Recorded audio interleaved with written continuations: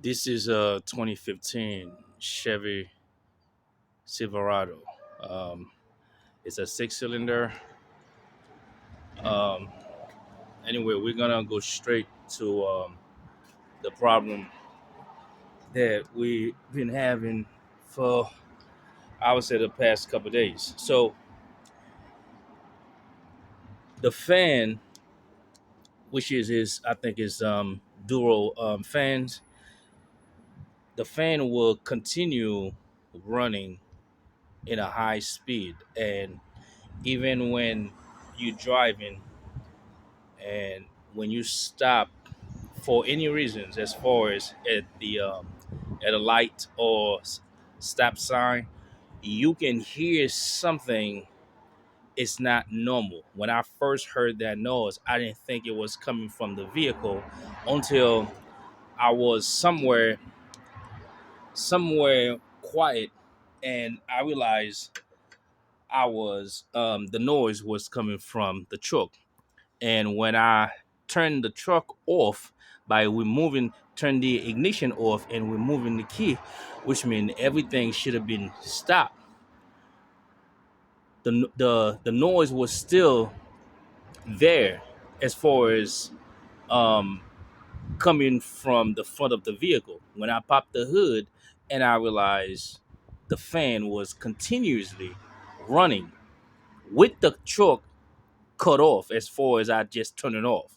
So, with all that being said, I didn't know what was going on, and I realized it was taking a lot of toll. Sorry, it was taking a lot of juice from the battery. So, what I trying to find out, and what I find out is to stop the fan from running. So, this is your fuel box right here. All right. So the first thing I did, because I didn't want my battery to drain out, because I didn't know what was going on with it, and I didn't know when it was gonna stop. So when I removed the fuse cover, and I located the the fuse for the fans, and I didn't know it was dual fan, but I had to find out it's dual fan, which is two fans. So you got um fan number 12 up here. Okay, set my finger on it. Number 12 and number 13. So when you match that, and then you come over here, and you can see, if you look at the numbers, bear with me, and you see number 12 down here where my thumb's at, and number 13 is down here. That's where the two fuses at. So once you get the both location, so you come to the fuel box, and you would find fin number 12, which I removed it. I removed both of them, and fuse for number 12 and fuse for number 13. Once I remove the first fuse, you can hear the noise reduce halfway, because it's two fans running. Once I remove the other one, and it automatically shut off. That's one way I had to eliminate the noise, but not driving. I was able to drive a short period of time, because I didn't know what was going on with the truck. At the same time, I had to get from point A to point B. When I say a short period of time, I'm talking about 2 3 miles, and monitor the temperature of the vehicle. So if you're gonna do that, please, unless you have to drive as far as a short period of time, and I would not recommend doing that as far as summertime when it's hot. The fact that, like I'm saying, though, it was when I said the temperature was about 30 some degrees, so it would take a lot of driving, tremendously a lot of driving, for that engine, like I'm saying, to get to a certain temperature, and to cause a problem. But again, I don't recommend you do that. If you're gonna remove the fuse, please, either you fix it or take it to a mechanic. All right, with all that being said, so I do a little research, and came to find out, um some people telling me, or showing, that you have to replace the engine or I guess you can call it water temperature sensor, stuff like that. Some people um recommend, like I'm saying, doing that. Some just recommend the problem is most likely your thermostat, and which is that's where your thermostat's there right there. See the over hose pipe right there? That's your thermostat right there. Once you undo that right there, you see it right there.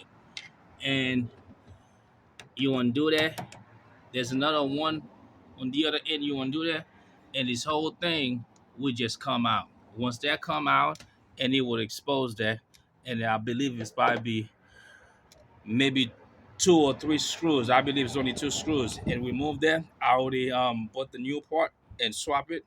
But before me personally, I do anything on my car, especially when you're having problem, like I'm saying, with computers. So it's all about the computer sending signal to to the sensor actually sending signal to the computer and telling the computer, like I'm saying, if something is going on.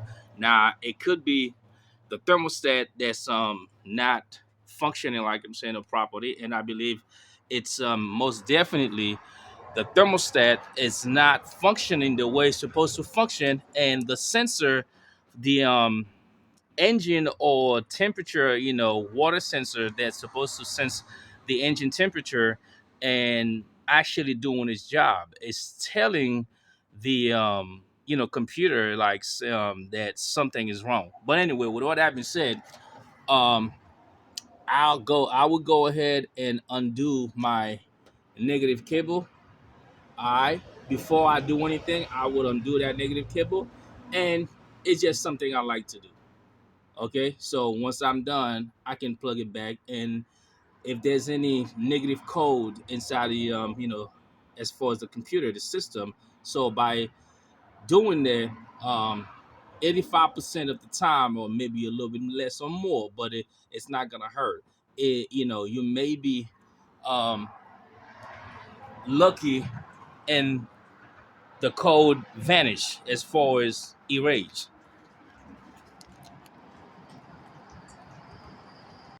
So once we locate the battery, this is where the screw at. So the socket that fit that um, little screw right there, which is the bolt right there, is size 10. So of course I already pre loosen it.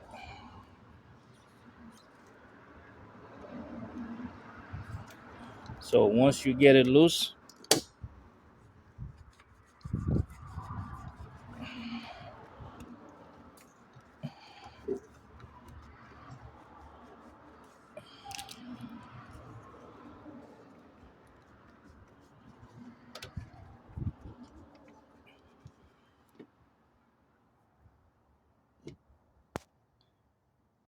so of course it it gave me a hard time to remove it. But anyway, so we got it out. So and what I like to do, I like to try to find something and cover that negative end right there. So accidentally, while you're working in the vehicle, you don't shake the vehicle and a the terminal goes back and touch the vehicle, and God knows you might damage something.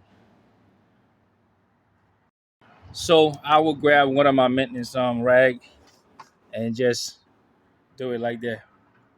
All right, and that's and the way you're gonna check. If you want to make sure what you did was basically accurate, you can go ahead um, open the one of the doors and see if there's any light turns on. That's the easy way you can make sure if by removing the negative cable, if that's actually turn off everything in a vehicle.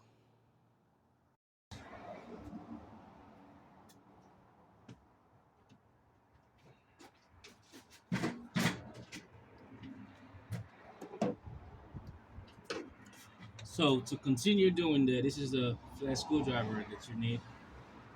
Go ahead and undo that. So when it says undo, you go ahead and make sure it's loose.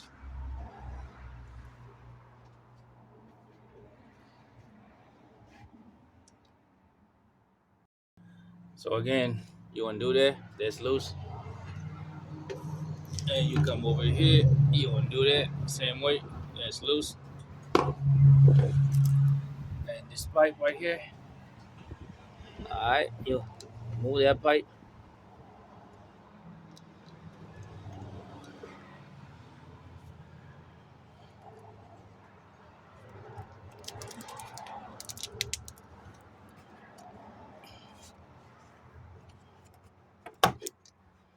Alright, so, and you do the same thing with over there.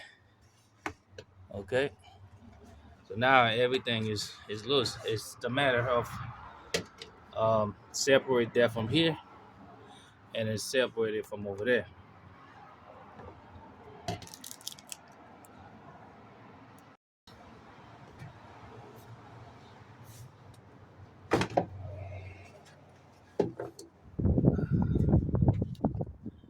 So once you remove that,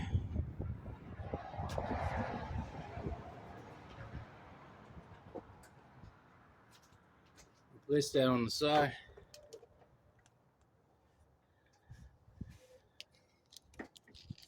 And this is your thermostat over here. Of course, you got 3 screws.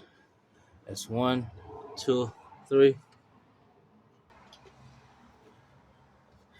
Let's remove the hose first.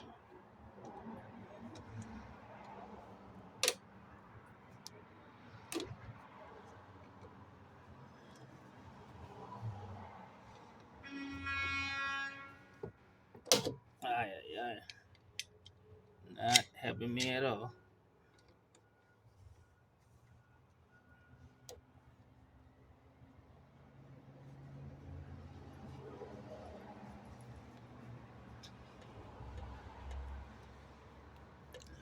Once you work it back a little bit, then you can try to break the seal by turning it just like so. Just with a little water to come out and try to put it somewhere. If you can get a string and tie that a little bit up so you don't lose too much antifreeze. I'm trying to tie that somewhere here. That's good. And we're gonna get that little one right here.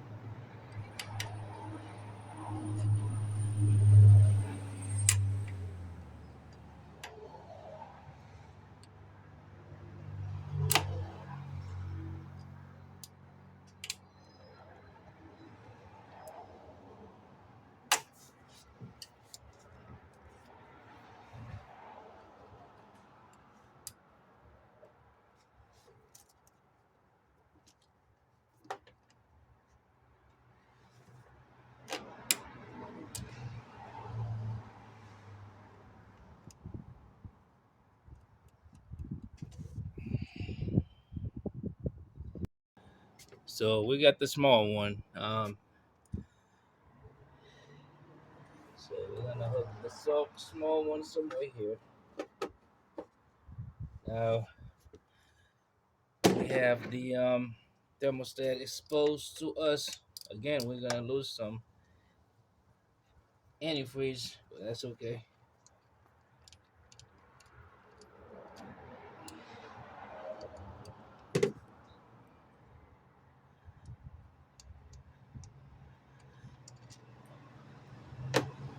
You see how the antifreeze is purging out a little bit. So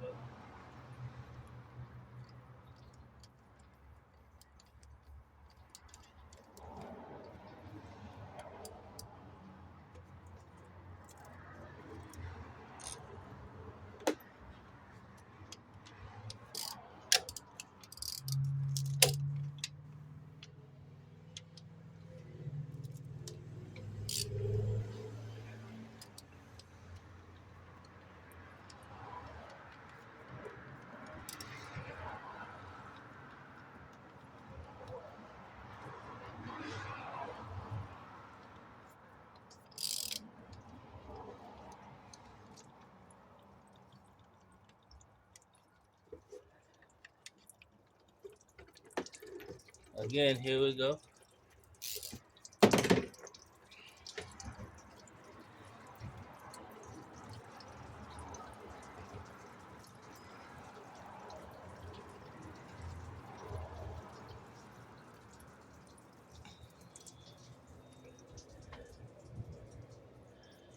That's that's it right there.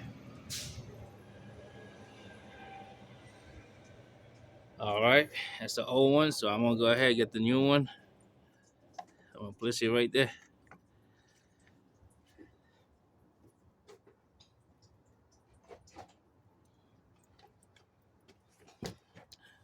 Now with the new one, I wanna make sure they same thing. And let me see the part number on there.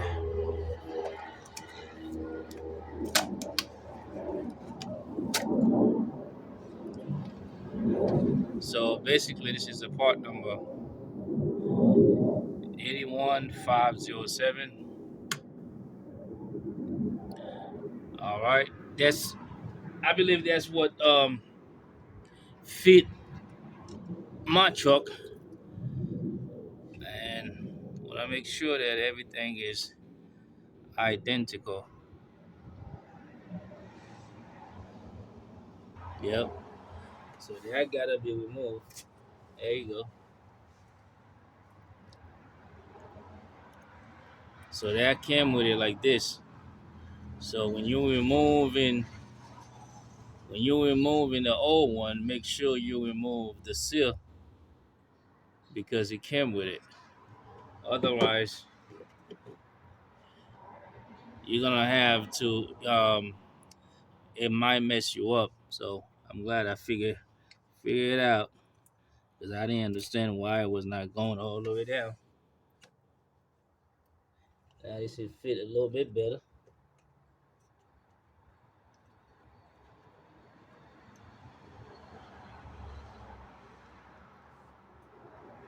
I believe that much better.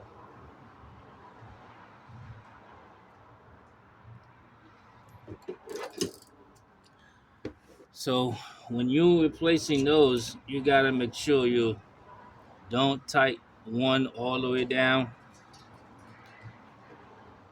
Always tighten in sequence so you don't damage anything.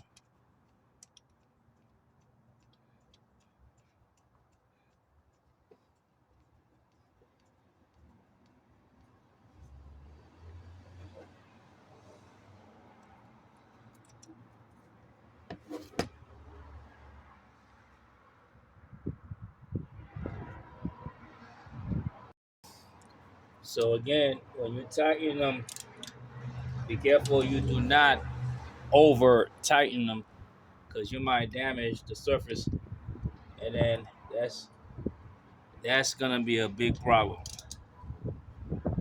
Do not over tighten them.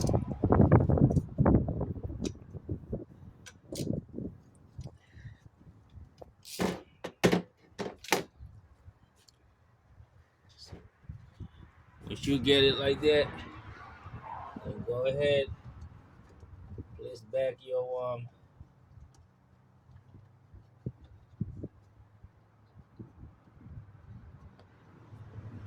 put that back in there all the way.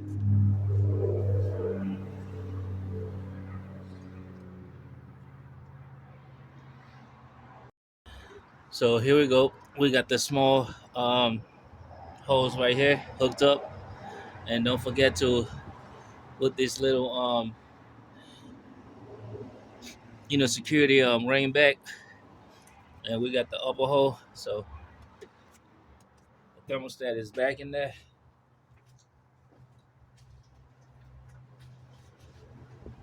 Now pretty much you put that back the same way you found it.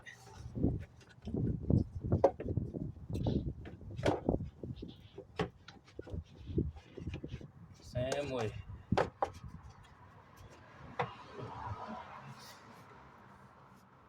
Make sure that goes in. The other one goes in. And go ahead, get your flat screwdriver and make sure you tie those up.